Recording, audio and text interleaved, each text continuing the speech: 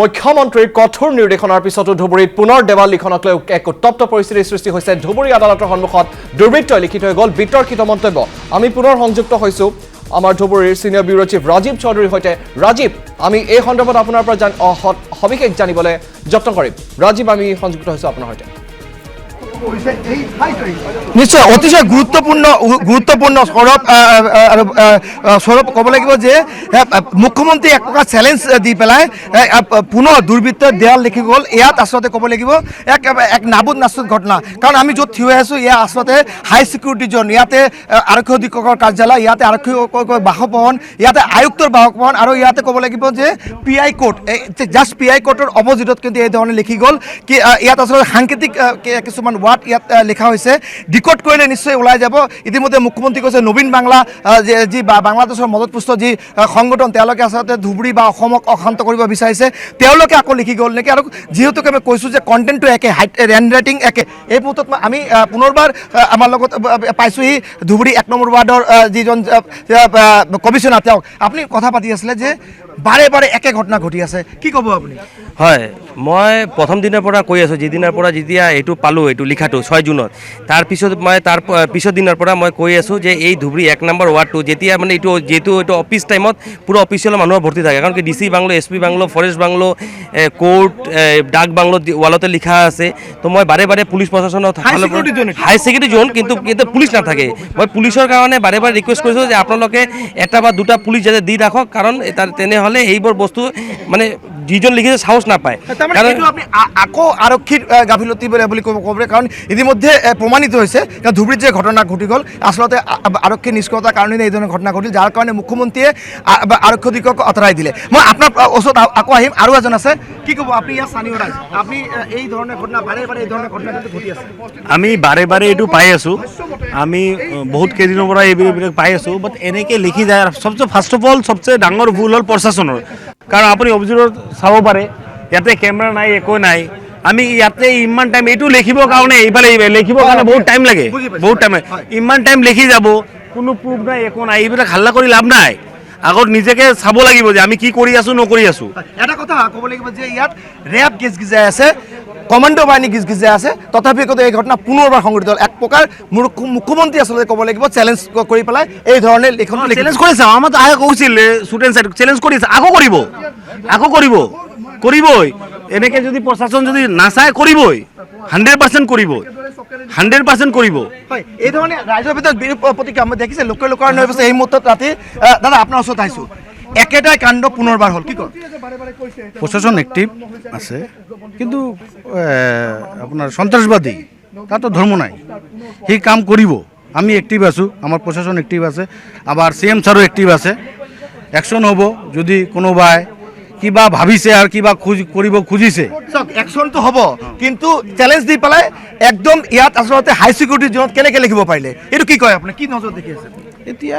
চাওক, এটা কথা হ'ল, কি কয় এইটো এটা কিবা চেলেঞ্জ কৰি আছে। মই মানে এটা বস্তু ভাবিব লাগিব ইয়াতে, আমাৰ এইটো যিটো জাগা, এইটো আমাৰ DC অফিচ, এইফালে DC office, DC court plus DC SP Bangla, এইটো জাগাত যিটো যেনেকুৱা এইটো চলি আছে, এইবিলাক এইটো এটা মানে আমাৰ লোকে যদি এতিয়া নিগেটিভ ভাবোঁ বা কিবা এটা হৈছে বা দিয়ক হৈ গৈছে, এইটো না, এইটো প্ৰশাসনক ভাবিব লাগিব, মানে এইটো ডেইলি কেনেকুৱা হৈ আছে।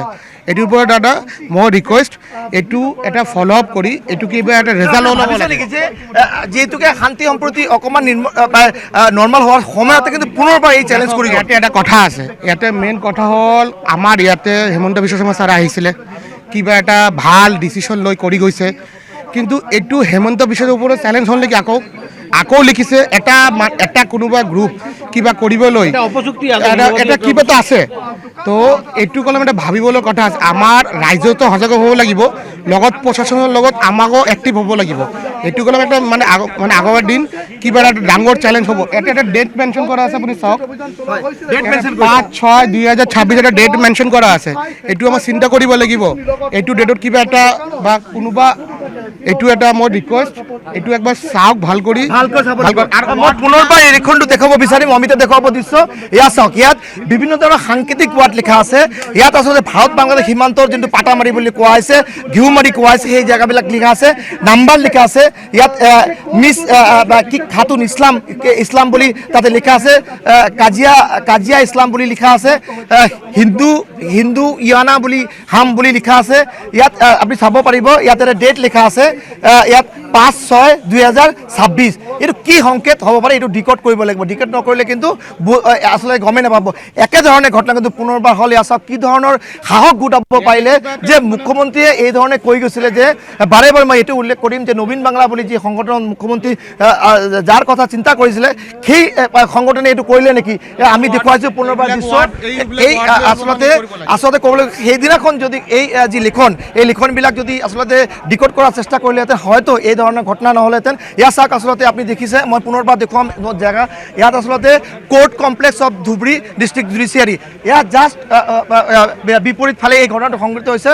ইয়াক লৈ আচলতে যথেষ্ট মানে ক'ব লাগিব চাঞ্চল্যৰ বিৰাজ কৰিছে ইয়াত। আমি অকণমান যদি আৰু কেইবাজনো আছে, মই আপোনাৰ পৰা অকণমান জানিব বিচাৰিছোঁ। দাদা, একেটাই ঘটনা বাৰে বাৰে পুনৰাবৃত্তি হৈ আছে, মুখ্যমন্ত্ৰী এক প্ৰকাৰ চেলেঞ্জ কৰিলে দুষ্কৃতিকাৰীয়ে, কি ক'ব? এইটো আমাৰ ধুবুৰীৰ শান্তি সম্প্ৰীতিটো নষ্ট কৰাৰ এটা চিন্তা। এইটো আমাৰ নেবাৰিং কাণ্ট্ৰি বাংলাদেশ, এইটো ইমান সৰু বস্তু বুলি মোৰ বোধেৰে এইটো ইমান সৰু বস্তু বুলি নহয়। এইটো আমাৰ কিবা বেলেগ এটা কাণ্ট্ৰিৰ মানে বাংলাদেশ, আপোনালোকেতো গমেই পায় বাংলাদেশৰ যিখিনি চৰকাৰ আছে, এইটোতো জিহাদী ইছে কৰা চৰকাৰ আছে। তো আমাৰ ইয়াতে আমি একচুৱেলি আমি মুছলিম অধ্যুষিত অঞ্চলত থাকোঁ। আমি মুছলিম অধ্যুষিত অঞ্চলত থকাৰ কাৰণে এতিয়া আমাৰ এটা ভীতি সোমাই গৈছে আমাৰ ভিতৰত। আমাৰ প্ৰশাসনৰ ওপৰত আস্থা আছে। আগৰবাৰ প্ৰশাসনৰ ওপৰত যদি আস্থাই থাকে, এই ধৰণে গিজগিজাই আছে নিৰাপত্তাৰক্ষী বাহিনী, তথাপিও কেনেধৰণে সাহস গোটাব পাৰিলে ইয়াত লেখাৰ কাৰণে? এইটোতো হয়, কথাটো হয়। ক'তবা অলপ কিবাতো আছে, লেপচেছ আছে কিবা এটা। মানে লেপচেছৰ কাৰণে কিন্তু পুৰা ঘটনাটো সংঘটিত হ'ল। এইটোতো হয়, এইটো যাৰ কাৰণে মুখ্যমন্ত্ৰী আহি পেলাই শ্বুট এণ্ড ছাইডৰ অৰ্ডাৰ দিব লগা হ'ল। আমাৰ মাননীয় মুখ্যমন্ত্ৰী যিটো অৰ্ডাৰ দিছে, আমাৰ কাৰণে এইটো এটা সাহসৰ বিষয়। কাৰণ আমি আমাৰ হিন্দু মন্দিৰখিনি বা আমাৰ হিন্দু যিখিনি আমাৰ চিভিলিয়ান এলেকা আছে, আমাৰ হিন্দু জনবসতি আছে, তাতে আঘাত হানাৰ যিটো এটা বেয়া প্ৰচেষ্টা, সেই প্ৰচেষ্টাটো আমাৰ বিশ্বাস আছে আমাৰ মুখ্যমন্ত্ৰীয়ে কৰিব। তো আজি লাহে লাহে কিন্তু পৰিস্থিতি নৰ্মালচিত আহি গৈছিলে। আজি পুনৰবাৰ এই ধৰণে কৰাৰ পিছতে চাগে আৰু এতিয়াতো উত্তেজিততো হ'বই। এইকাৰণে এতিয়া আমাৰ মুখ্যমন্ত্ৰী মহোদয়ৰ আকৌ দৃষ্টিগোচৰ কৰিব বিচাৰোঁ যে তেওঁ যিখিনি ইছে কৰিছে, আমাৰ ইয়াৰে প্ৰশাসন কিমানখিনি পালন কৰিছে, সেইটো এটা কথা আছে। এটা চাওক, বস্তুটো মোৰ বোধেৰে যে আৰক্ষী প্ৰশাসনে কিন্তু এটা ছাইডত কনচেনট্ৰেট কৰি আছে, সেইটো সুযোগ ল'লে নেকি? সেইটোও হ'ব পাৰে যে এইখিনি ছিকিউৰ্ড এলেকা, এইখিনি এটা আমাৰ ইয়াত ডেপুটি কমিশ্যনাৰ অফিচ, 50 মিটাৰ দূৰত আমাৰ ডেপুটি কমিশ্যনাৰ ৰেচিডেন্স, আৰু এইটো এটা গভৰ্ণমেণ্ট প্ৰেমিচেছ, এইটো ডাক বাংলো বুলি কয়, এইটো এটা গভৰ্ণমেণ্ট প্ৰেমিচেছ। ইয়াৰ পৰা 100 মিটাৰো নহয় আমাৰ SP অফিচ, 100 মিটাৰ নহয় আমাৰ SP সাহেবৰ বাংলো। হয়, ধুবুৰী কোৰ্টৰ সন্মুখত পুনৰবাৰ দেৱালত লিখি থৈ গ'ল বিভিন্ন ধৰণৰ মন্তব্য। কাৰো চতনিত এই ধৰণৰ কাৰ্যকলাপত লিপ্ত হৈছে একাংশ অপশক্তি, এক ডাঙৰ প্ৰশ্ন এই মুহূৰ্তত। ৰাজীৱ চৌধুৰী, আপোনাক ধন্যবাদ জনাইছোঁ।